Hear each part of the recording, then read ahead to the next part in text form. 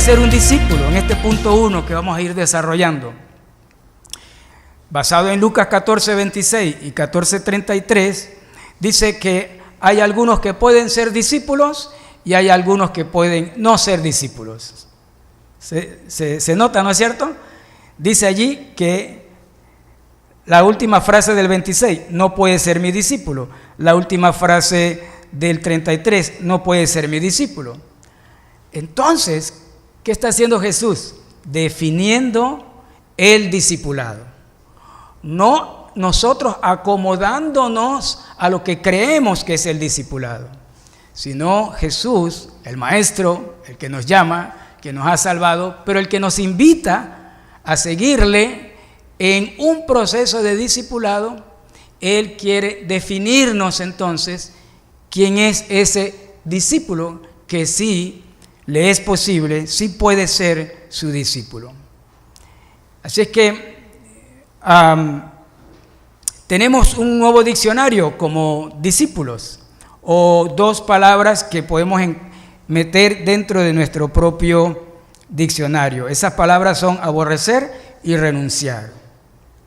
El que es un verdadero discípulo de Cristo deberá entender estas dos palabras y cómo las utiliza Jesús. Si no la podemos entender, ya que Jesús la usa en el tema del discipulado, no podremos ser un discípulo. Tenemos que entenderla. ¿Sí me siguen? ¿No? Si no entendemos la palabra aborrecer y renunciar, si no la entendemos, y en el sentido como Jesús la utiliza, entonces no podremos ser discípulos. Queremos ser discípulos. Amén. Espero que sí. Pero si hablamos del tema, entonces necesitamos, de acuerdo a Lucas 14, meter en nuestro diccionario, en nuestro corazón, en nuestra mente, estos dos vocablos, estas dos palabras, aborrecer y renunciar. ¿Puede recordar esas dos palabras para el resto de su vida? Si usted desea ser un discípulo de aquí en adelante hasta el resto de su vida, tendrá que acompañarse de estas dos palabras para el resto de sus vidas. El que no es discípulo no puede entender la demanda del discipulado. El que no es discípulo no lo puede entender. Como el que no es electricista no puede entender el porqué de esos cables de colores. No puede entender el porqué de los colores: blanco, rojo, negro, a veces verde, amarillo, azul, chocolate en algunos casos. ¿De qué me está hablando? Bueno, no lo entiendo porque no soy electricista. Pero seguro que alguno de aquí que es electricista dice, bueno, el color es para tal. Perfecto. Como no soy electricista, no manejo la función de los colores, como muchos que pretenden ser discípulos, pero no lo son. Entonces, cuando nos encontramos con palabras del discipulado bíblico, como aborrecer y renunciar, no lo comprendo, porque no soy discípulo. Pero quiero ser discípulo, tengo que comprenderlo, tengo que entrar y caminar con Jesús para poder entender por qué Jesús utilizó esas dos palabras, hablando del discipulado. Así que pensemos que Jesús utilizaba las palabras precisas porque sus enseñanzas son precisas, son absolutas. ¿Sí? ¿Por qué Jesús dijo, el que tiene oídos para oír, oiga? Porque no se trata de mi oído, se trata de sus palabras. Cuando yo, ajusto mi capacidad auditiva, no a mi diccionario, sino al diccionario de Jesús, estoy empezando a ser discípulo, su discípulo. En el Evangelio de Lucas se toca el discipulado muy fuerte y de manera muy precisa. Ya lo vimos el domingo pasado. Para hablar y definir qué es el discipulado de un seguidor de Cristo, lo primero que él señala es que no podemos ser discípulos si ponemos a otra persona por encima de él. Y él dice, utiliza la palabra aborrecer y está hablando de la relación con mi papá, con mi mamá, con mi esposa, con mi esposo, con mi hijo, con mi hija, con mi hermano, con mi hermana. Y dice algo más en esta definición de palabra aborrecer. Dice Jesús, si no aborrece aún su propia vida, no puede ser mi discípulo. Para ser un discípulo de Cristo, nada debe estar por encima que impida ser un verdadero discípulo. Nada debe dañar o estorbar el andar con Jesús, aprender de Él. Y nada debe dañar. El discípulo llega a una conclusión, sigo a Jesús. Llega a otra conclusión, amo a Jesús. Y llega a otra conclusión, obedezco a Jesús. El discípulo de Cristo seguirá a Jesús, lo amará, lo obedecerá por encima de cualquier otra relación. Si no somos discípulos de Jesús, ¿qué somos entonces?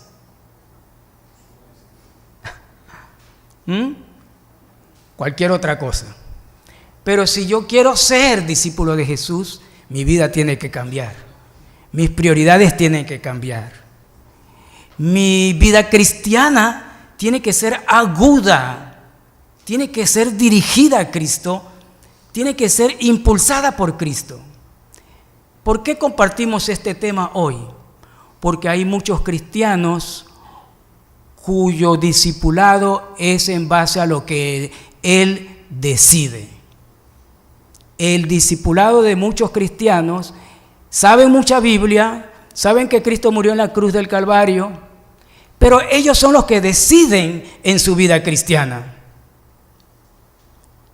Jesús dice, el que no aborrece aún ni su propia vida. ¿Qué significa eso? Sus propias decisiones, sus propias opiniones.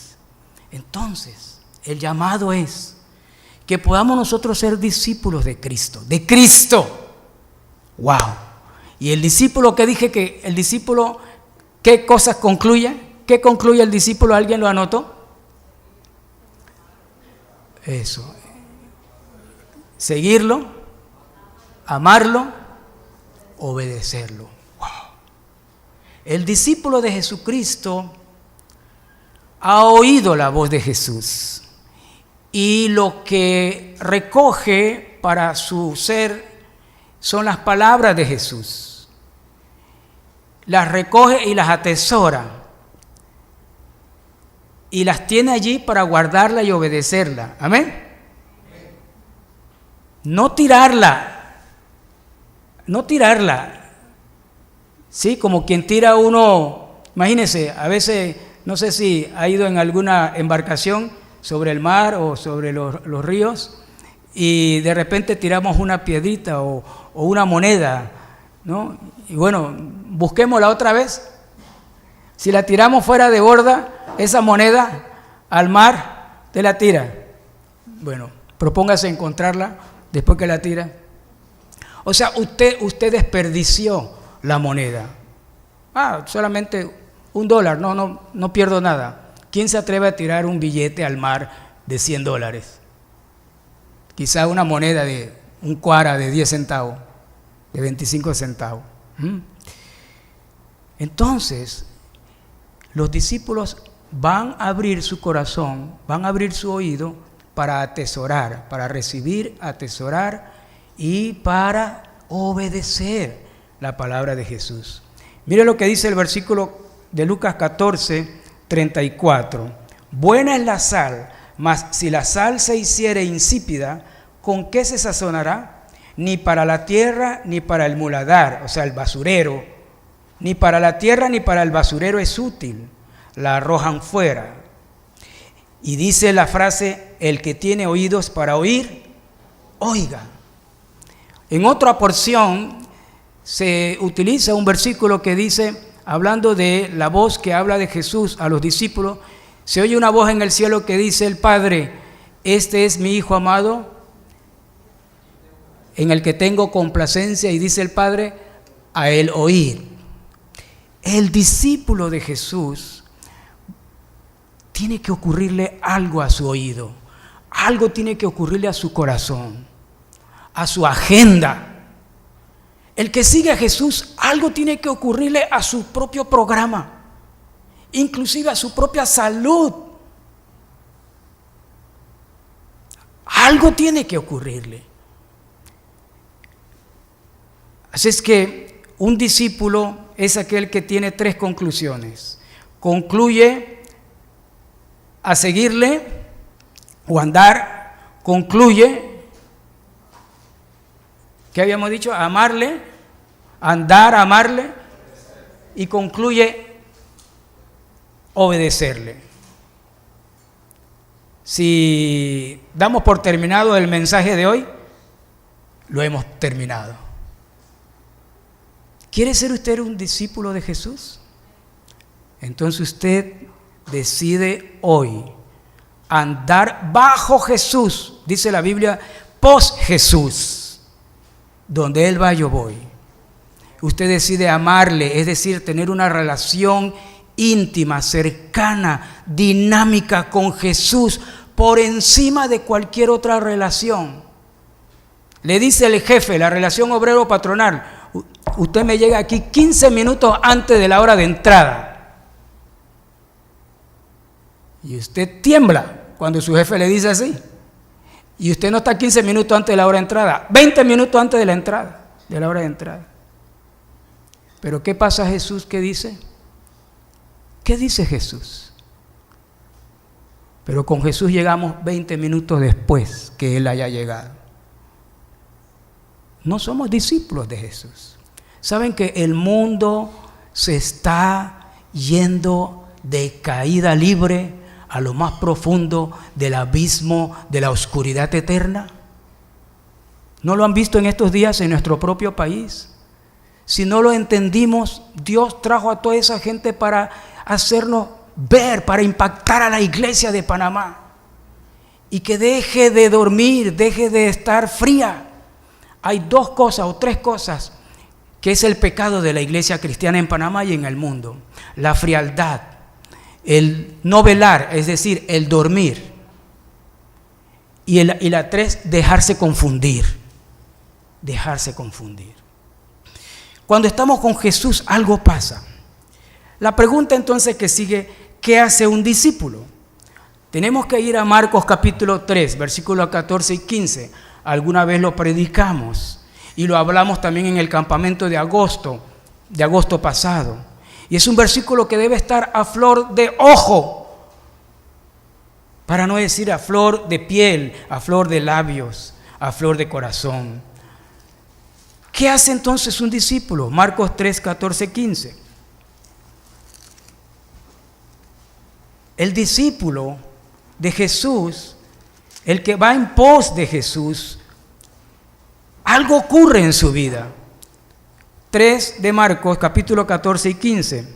Y estableció a 12 para que estuviesen con él y para enviarlos a predicar, y que tuviesen autoridad para sanar enfermedades y para echar fuera demonios. Pero muchos hoy día dicen estar con Jesús, pero no se sienten enviados, no predican, no tienen autoridad sobre las circunstancias adversas, incluyendo las enfermedades, y se sienten no tener autoridad sobre los demonios para parar la oposición al Evangelio. ¿Sí me explico? El mensaje de hoy está tratando de animarles a ustedes para que nos acerquemos todos juntos.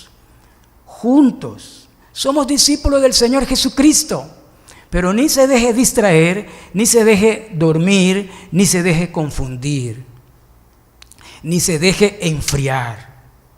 La iglesia de hoy necesita un avivamiento, pero con la palabra de Dios. Su corazón debe ser como el corazón de Pablo, que cuando veía la idolatría, su corazón enardecía. Nuestro corazón necesita un impacto del Espíritu Santo. Si seguimos frío, no seremos enviados a predicar. Si seguimos dormidos, no seremos enviados a predicar. Si seguimos confundidos, ¿qué vamos a predicar? Pero ¿qué hace un discípulo? Marcos 3:14.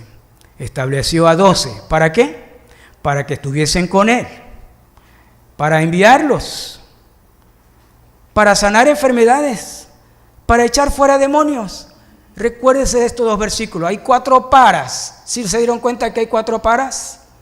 ¿Qué hace un discípulo? Marcos 3, 14 y 15.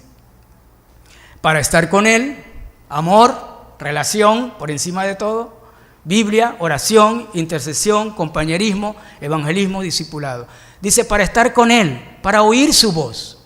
Luego dice para enviarlos a predicar. Luego dice para sanar enfermedades. Luego dice para echar fuera demonios. Ahora, pregunto, ¿cómo se sanan las enfermedades? ¿Cómo se echa fuera demonios? Porque tenemos una teología en medio de nosotros que nos confunde. ¿Cómo se sanan las enfermedades? De acuerdo al plan de Dios para salvación. ¿Cómo se sanan las enfermedades? Por mi habilidad, por confabularle la mente a la persona y decirle, cree solamente. Las sanidades físicas, allá en 1 y 2 de Timoteo nos explican que es por un acto de misericordia de Dios sobre esa persona. Usted puede orar por esa persona, pero la enfermedad, así como la lepra, cualquier enfermedad en la Biblia, es una muestra de la enfermedad del pecado. Si la persona se sana de la lepra y no se sana del pecado, ¿de qué valió sanar la lepra? Entonces, el poder que Dios nos ha dado a nosotros es el Evangelio para sanar, no la lepra, para sanar el corazón, el alma, el pensamiento, y que esa persona no salga corriendo y diga, me sané. No, que esa persona salga corriendo y diga, Él me salvó. Entonces, el Evangelio apunta al reino de Dios, no al reino de la tierra.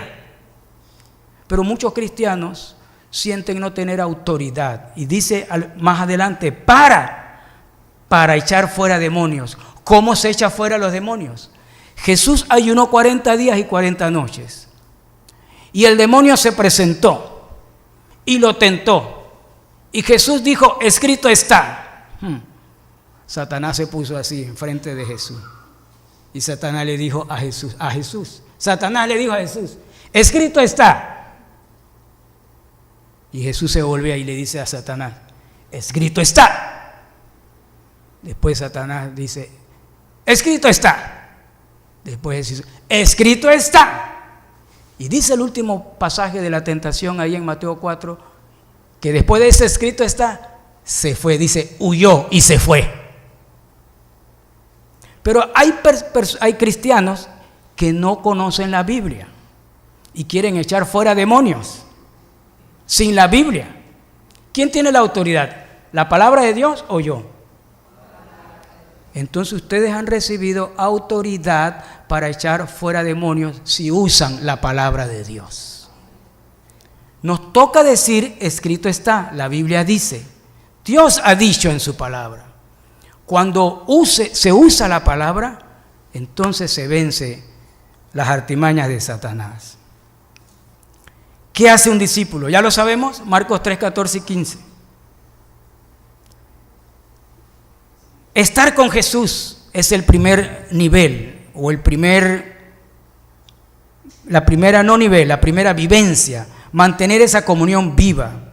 Nadie será enviado si no ha estado cultivando una fuerte relación con Jesús. ¿Sabe? Hay 52 domingos en el año. Yo preguntaría a los que están aquí, de los 52 domingos del año 2018, ¿cuántos domingos acudió a reunirse, congregarse en la iglesia? De los 52 domingos del año 2018, ¿cuántos domingos usted se congregó de esos 52? así va a ser su discipulado.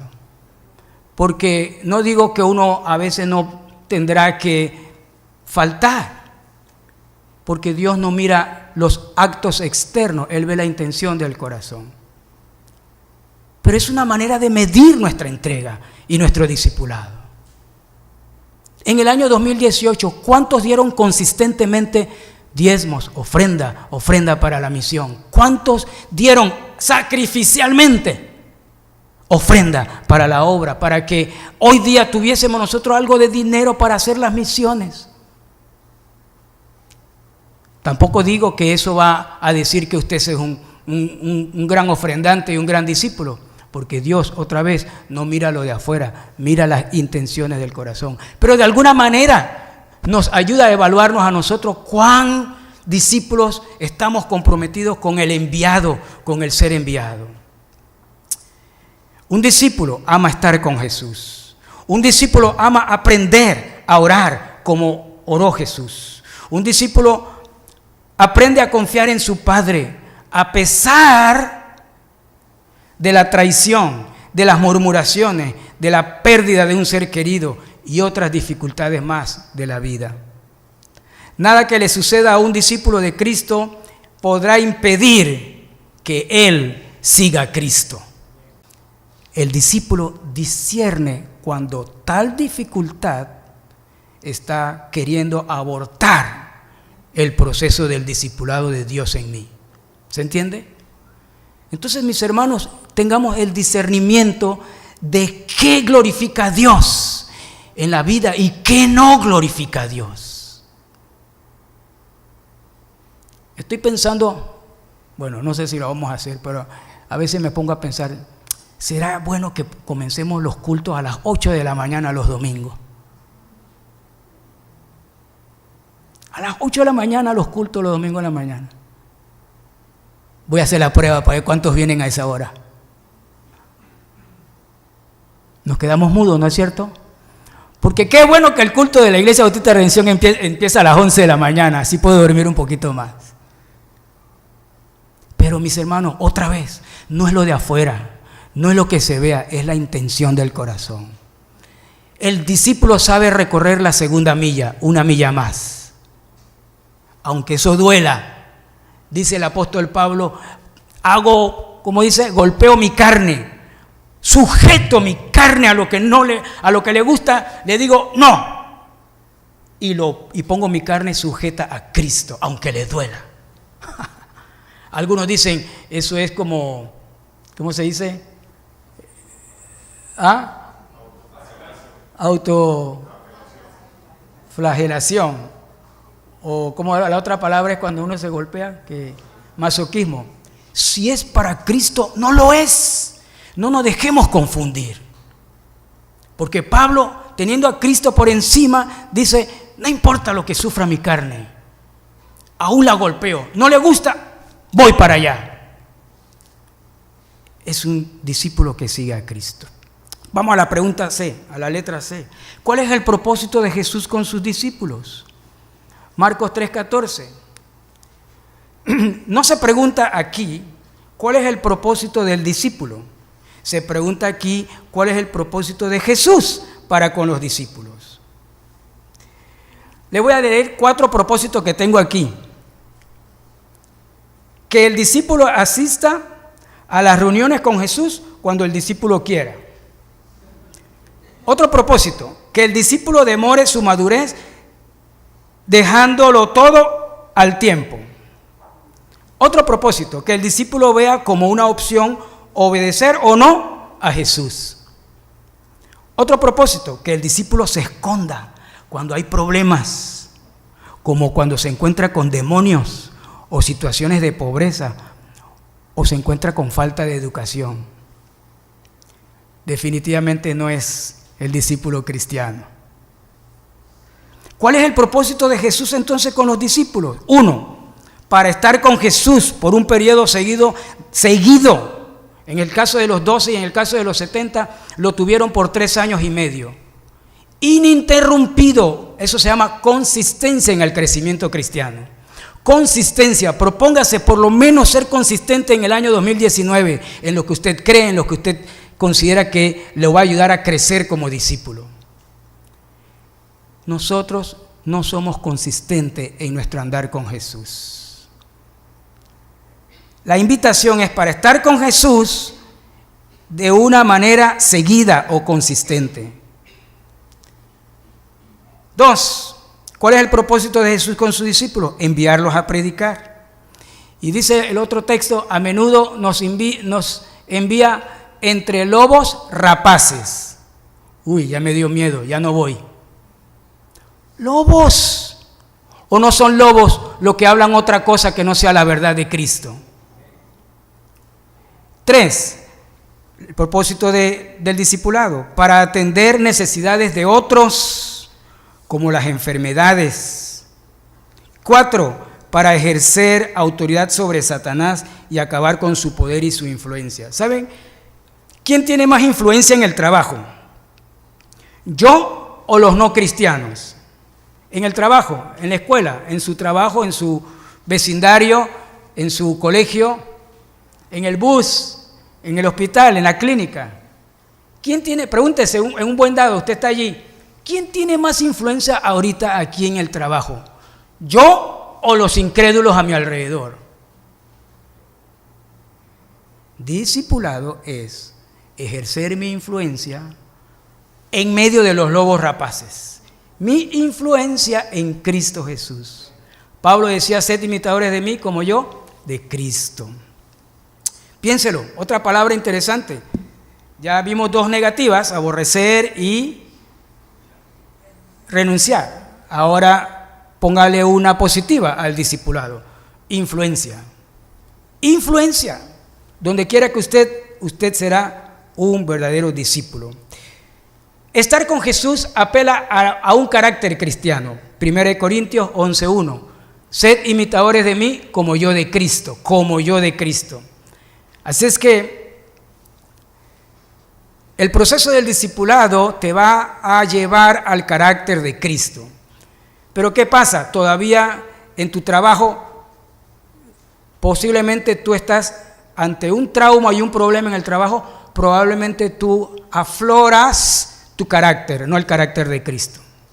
¿Se entiende? Entonces, el discipulado cristiano apela a trasplantar el carácter de Cristo a mí. Muchos cristianos dicen hoy día, pero yo soy así. Bueno, así te quedarás.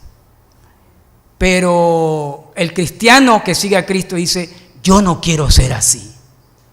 Quiero ser como Cristo. Según Cristo, mis pensamientos según Cristo, mis decisiones según Cristo, mis opiniones según Cristo, mi caminar según Cristo, mi evangelismo, mi boca, mi testimonio, mis palabras según Cristo, mi oración según Cristo, mi participación en la célula según Cristo, mi participación en el trabajo según Cristo, en el bus según Cristo. Queriendo ser como Cristo, di un paso más. En estos días, rapidito, no sabía qué iba a hacer, pero di un paso más. Y veo a unos que van caminando con una bandera, un grupo como de 18, con una bandera, y ese país, ¿de dónde será? No reconocía yo la bandera.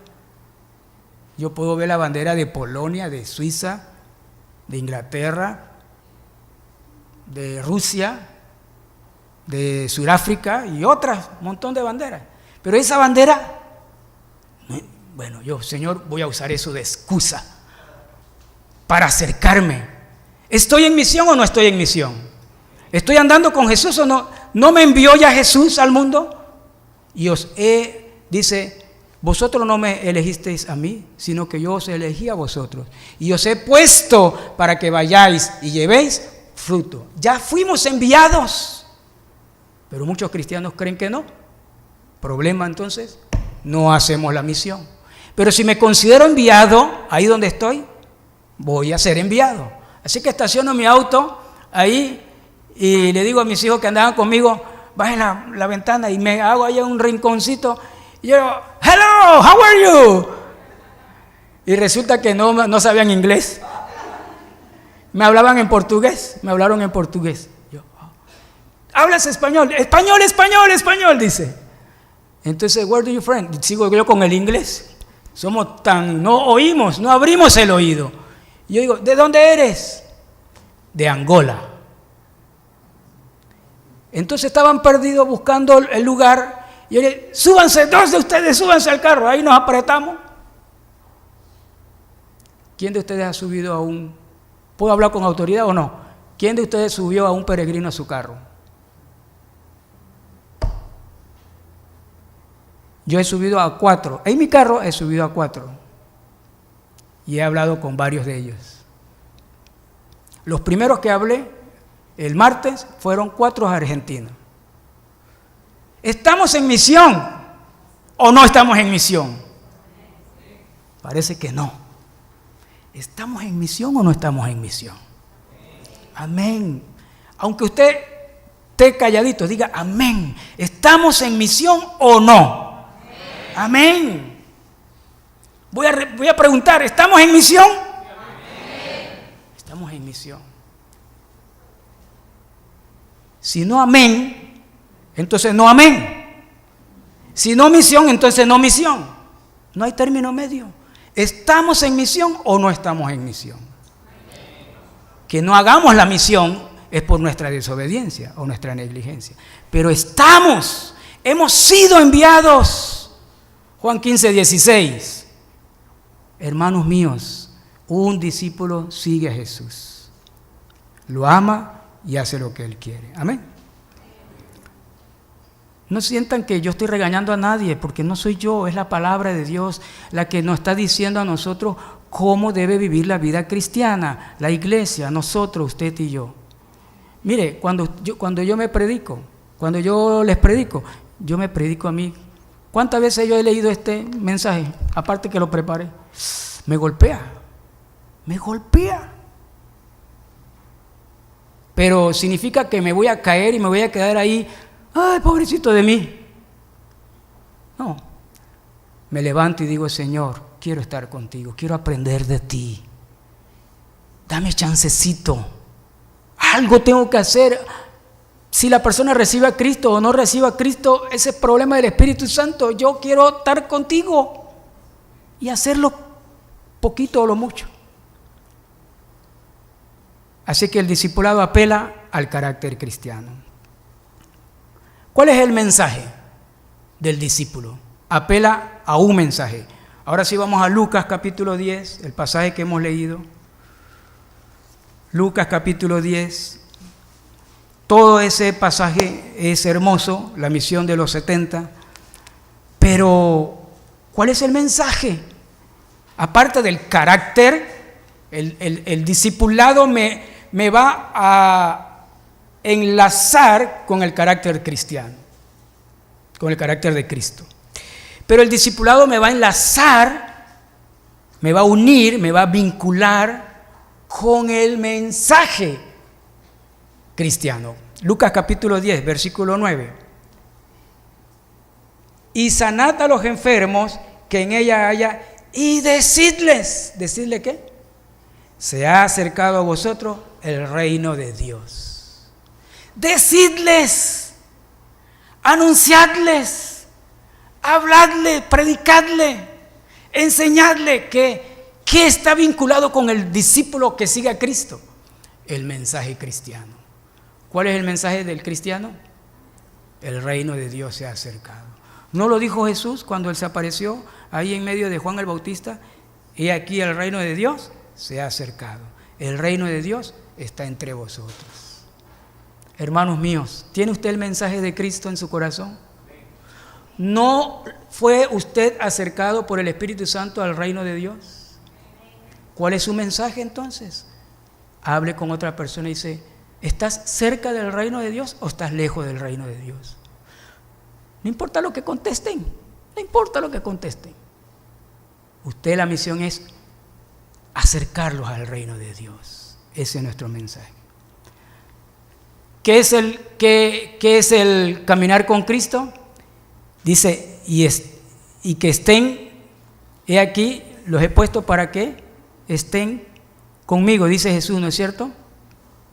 Que estemos con Él y para que estemos con Él y para enviarnos a predicar. Así que tenemos el carácter de Cristo y tenemos ¿qué? El mensaje de Cristo. Y pasamos entonces a luchar con los demonios. A luchar con los demonios. Esta parte no le gusta a los cristianos. ¿Saben por qué no nos gusta? Porque tenemos un chip que en algún momento nos metieron en nuestra cultura religiosa. ¡Ay, Satanás! No, muchos cristianos dicen, ni hablemos ni lo mencionemos. Hermanos míos, Satanás es el oponente de Cristo y se manifiesta de 1000 maneras. El cristiano es amigo de Cristo. El cristiano discípulo es oponente de Satanás. ¿Qué creen ustedes? ¿Lucharemos con él o no? Lucharemos con él. ¿Pero tenemos autoridad sobre él o no? Tenemos autoridad sobre él. ¿Dónde está la autoridad? La palabra de Dios. Muy bien. Entonces tenemos 3 cosas aquí. El discipulado es que el carácter de Cristo sea transferido a tu carácter. Transferencia de carácter, transferencia de vida. No, a veces decimos discipulado, transferencia de vida. Yo transfiero mi vida al discípulo. No. Yo transfiero el carácter de Cristo en el otro a través de mí, a través de lo que, como dice Pablo, sed imitadores de mí como yo de Cristo. El autor Watchman Nee, todavía hay libros de él, léanlo. Toda la serie de Watchman Nee o T.S. Nee es un discipulado. Uno de sus libros dice La vida intercambiada, el título de uno de sus libros, La vida intercambiada. Eso es el cristianismo. Yo dejo mi vida, renuncio a mi vida, para que la vida de Cristo sea puesta, transferida y expresada a través de mí. Vamos al punto número 2. ¿Qué significa ser enviados al campo del discipulado?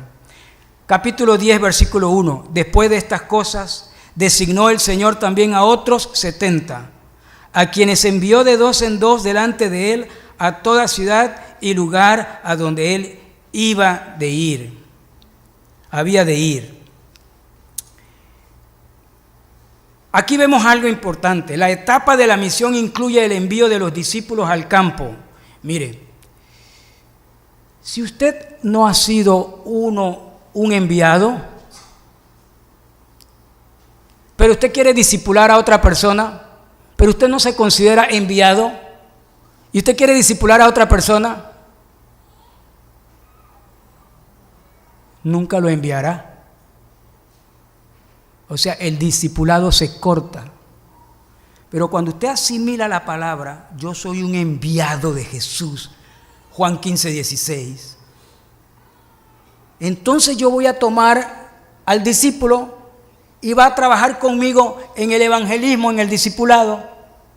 Y llega el momento dado donde ya no puedo estar con mi discípulo y digo, te encargas tú, mi amigo. En buen panameño, Fren, ahora te toca a ti. Y yo me voy, pero lo dejo a él haciendo la labor. Pero nadie se quiere quedar haciendo la labor. No han entendido que aquí hay más de 100 células potencialmente hablando. Pero a nadie le interesa abrir una célula más. Y la gente muriéndose en caída libre a la profundidad del abismo de las tinieblas.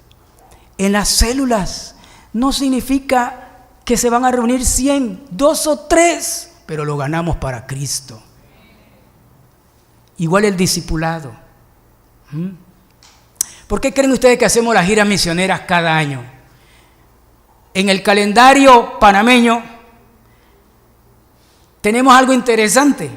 El país se paraliza casi que por 5 días. Todo el mundo cierra. 5 días libre. Bueno, 4, pero se toman el 5º. Entonces, una vez al año, todas las demás fechas del calendario están, 2 días libres y 1 por acá, y se reparte. Pero cuando llegan los carnavales, a veces salen hasta el mediodía de su trabajo por el tranque, viernes, sábado libre, domingo libre, lunes libre, martes libre. Deben venir el miércoles, pero vienen el miércoles al mediodía a trabajar. Entonces, hemos decidido desde hace 10 años parar nuestras labores personales, renunciando a sí mismo, su propia vida. Hemos parado, hemos detenido que ya no gastemos en esos 5 días con la playa, porque podemos irnos a la playa, no hay ningún problema. Pero la idea es parar una vez al año y en vez de darle los billetes a la playa, invertimos ese dinero a la misión, a ser enviados. Por eso hacemos la gira misionera en esta iglesia, no por ninguna otra razón. No es para llenar espacio en el calendario, para ocupar a la gente. El pastor no tiene nada en qué pensar. No es cuestión del pastor, el pastor muere hoy y punto, ya no tienen pastor. Pero la misión sigue, continúa. Una vez al año. ¿Parece difícil? 365 días y 6 cuando es bisiesto.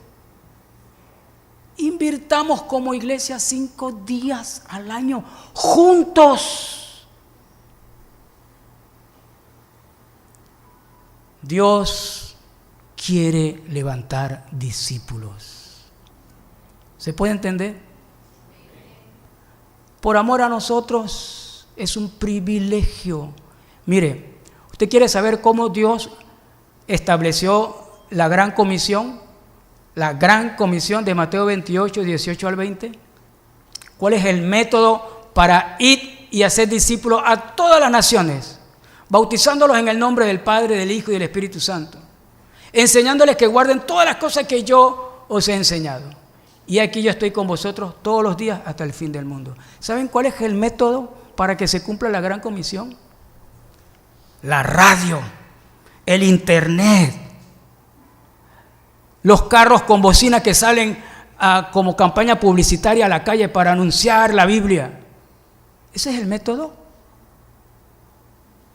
El método es el discipulado. Hombre a hombre, mujer a mujer, uno a uno, y no es masificado, es estratégico. Hermanos míos, si no lo hemos entendido, queremos ser una iglesia que discipula a todos, pero todos tenemos que estar conectados con el discipulado bíblico, ¿sí o no? Pero no tenemos fuerza, eso lo entiendo. Romanos capítulo 14 me habla de los débiles en la fe en la iglesia, pero Romanos capítulo 15 me habla de los fuertes. Entonces unámonos, los que están un poquito más fuertes, vamos a unirnos con los más débiles, y los más débiles déjense ayudar por los más fuertes, y somos una iglesia fuerte. Bueno, la etapa de la misión incluye el envío de los discípulos al campo. ¿Saben cuál es la efectividad de un discipulado bíblico? Cuando la gente está en el campo, cuando la gente se siente enviados, y cuando la gente en el campo, sea su trabajo, su escuela, sea donde quiera que esté, en las vacaciones inclusive, está en el campo. El discípulo está en el campo. ¿Y qué hace en el campo? ¿Qué hace en el campo el discípulo enviado? Está con Jesús y predica y sana enfermedades y echa fuera demonios. Así. Letra B, los enviados son como corderos entre lobos. Desventaja. Versículo 3, Lucas 10:3. Vamos a leer el 2 y el 3. Y les decía, la mies a la verdad es mucha, mas los obreros pocos. Por tanto, rogad al Señor de la mies que envíe, ¿qué? Obreros a su mies. Empieza con la oración. ¿Ruega usted todos los días para que Dios envíe obreros a su mies? Hermanos míos, aquí empezamos. Anótelo. Voy a orar todos los días para que Dios envíe obreros a su mies. Lucas 10:2. Y les decía, la mies a la verdad es mucha, mas los obreros pocos. Por tanto, rueguen al Señor de la mies que envíe obreros a su mies, discípulos. Hermanos, ¿nos ponemos de acuerdo para orar para que Dios envíe obreros a su mies? ¿Qué les parece? Como iglesia, ¿necesitamos pedir votos a favor y votos en contra? No necesitamos. ¿Nos podemos poner de acuerdo todos para orar todos los días porque Dios envíe obreros a su mies? No tenga miedo si cuando está orando el Espíritu Santo le dice, tú mismo eres. No tenga miedo, de eso se trata. Aunque débil soy, Señor, tú eres fuerte. Todo lo puedo en Cristo que me fortalece. El poder del Espíritu Santo. Pero los enviados son enviados como corderos entre lobos, versículo 3. Id, dice. He aquí yo os envío como corderos en medio de lobos. ¿Quién es el más fuerte? Entre un cordero y un lobo. ¿Quién es el más fuerte? ¿Quién es el más fuerte? El lobo. El lobo. Por eso que yo me siento débil cuando voy a hacer el evangelismo, cuando voy a la evangelización y al discipulado. ¿Cómo me siento yo? Débil.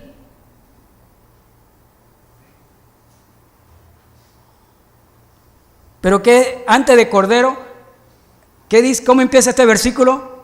Versículo 3. ¿Cómo empieza? Id. Vayan, yo los envío como cordero en medio del lobo.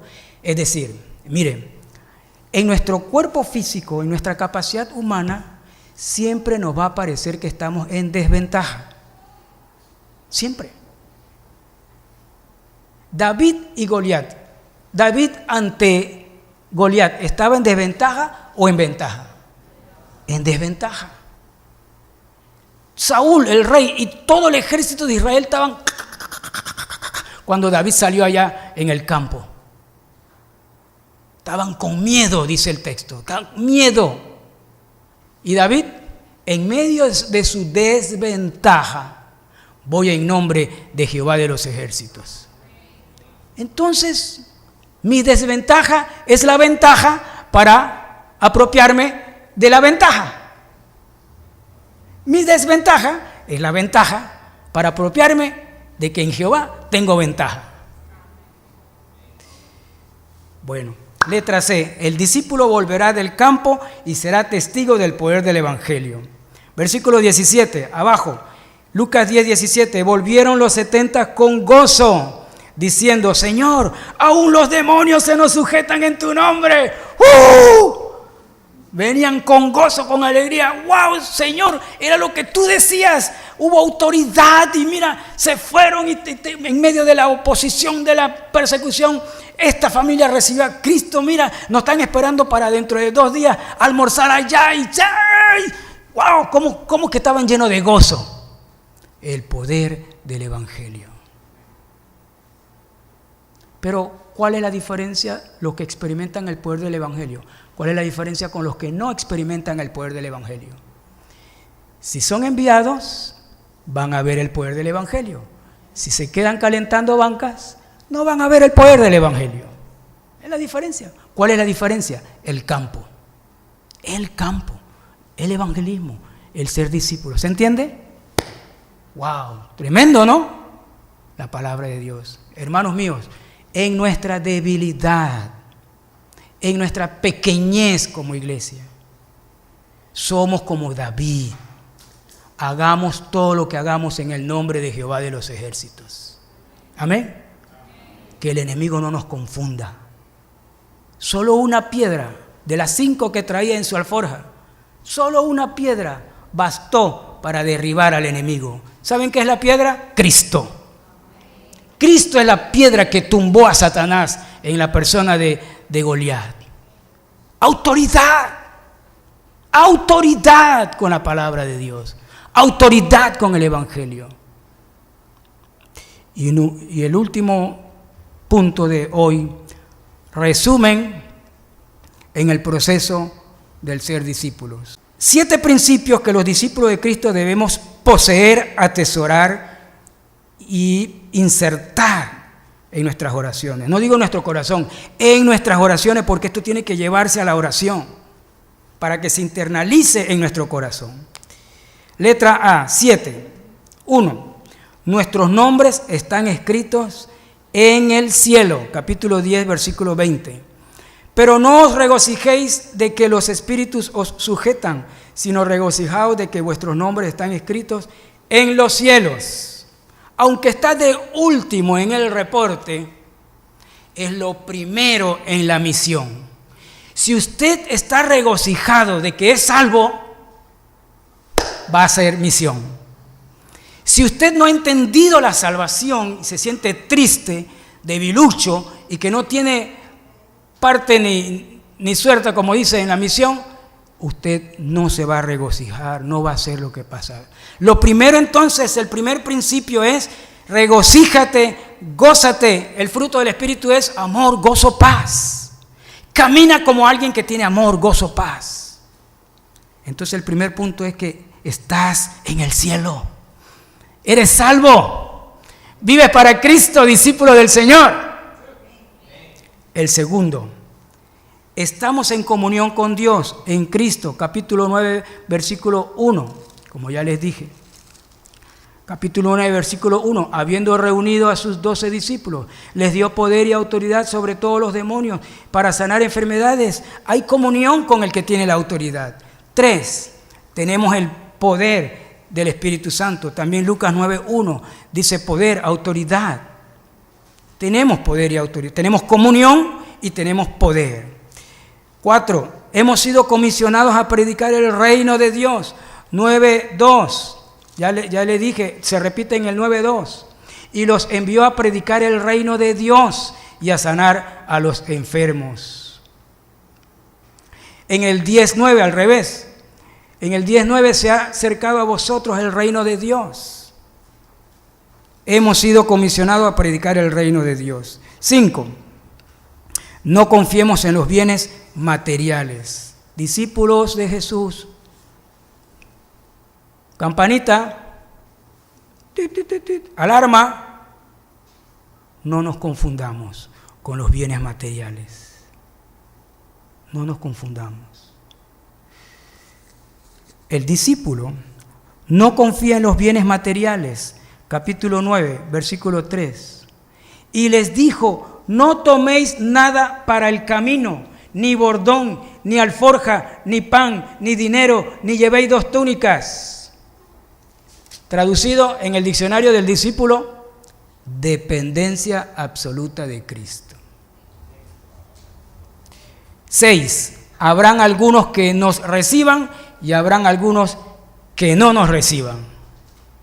Todos queremos ser bien recibidos, pues le tengo noticia.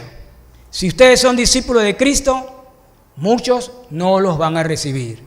¿Quieren seguir siendo discípulos de Cristo? Les tengo una noticia, muchos no lo van a recibir. ¿Quieren seguir siendo discípulos de Cristo? Muchos no lo van a recibir, ¿no importa? No importa. Pero muchos los van a recibir. Uno que los reciba. Tuve la hermosa experiencia esta semana con mi hermana Melba. Mi hermana Melba, algunos se van a caer de espalda porque dice, ay, abominación. No. La hermana Melba hospedó 2 peregrinos en su casa. Amén. En su casa. Uno de El Salvador y el otro de Guatemala. Jovencitos como de ¿cuánto? 25, 26 años, 24 años, 24, 25 años. ¿Saben qué? Están estudiando para ser sacerdotes, son seminaristas. ¿No tendrán ellos influencia mañana o pasado, donde quiera que estén? El testimonio de amor cristiano, y Melba fue clara, yo soy bautista y creo esto. ¿Se le dio el mensaje o no se le dio el mensaje? Oramos por él, Antonio y Carlos. Que oremos por Antonio de El Salvador y por Carlos de Guatemala. Habrán algunos que nos reciban y otros que no nos reciban. Pero la sangre derramada en la cruz del Calvario, si yo hubiera sido el único que hubiera recibido a Cristo, de los millones de habitantes de este planeta en todas las épocas, Cristo hubiera muerto derramando su sangre para rescatarme a mí. Lo hubiera hecho. Y número 7. Habrán algunos que nos reciben y otros que no. Capítulo 9, versículos 4 y 5. Y en cualquiera casa donde entréis, quedad allí y de allí salid. Feliz, ¿no? Feliz.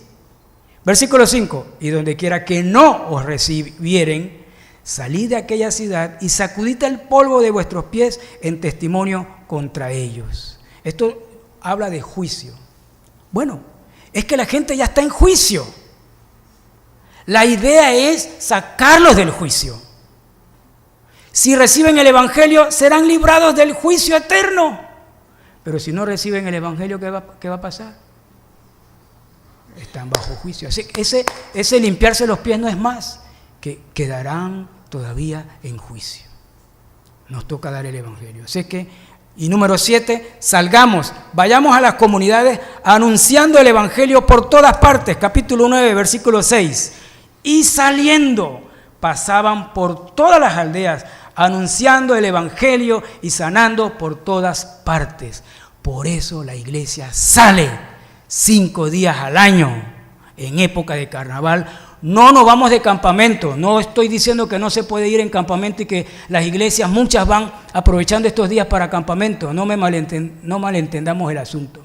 Pero esta iglesia, dice el versículo 6, y saliendo, esta iglesia se propone ir juntos, salir juntos. Hemos salido a las provincias, Veraguas, Boca del Toro, Colón, Chiriquí, Cunayala y otros lugares.